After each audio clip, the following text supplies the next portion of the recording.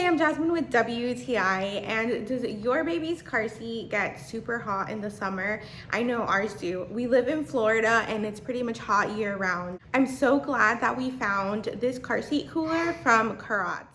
I love the design and color. The penguins are so adorable and it's just really well made. You can tell it's made with really heavy duty fabric.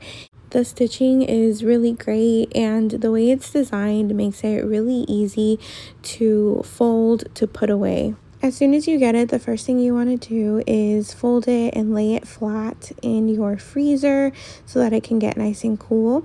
When you're ready to go out, just remember to take it with you in the car.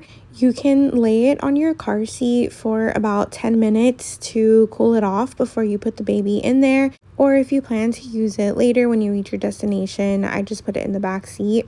So you pretty much just open it up, you unbuckle it and lay it flat on your car seat, and it's self-insulated so it stays cool for hours. It's such a simple and easy process to avoid buckle burns, or just putting your baby in a hot car seat is super uncomfortable for them. So this is a really great investment and I love how easy it is to use.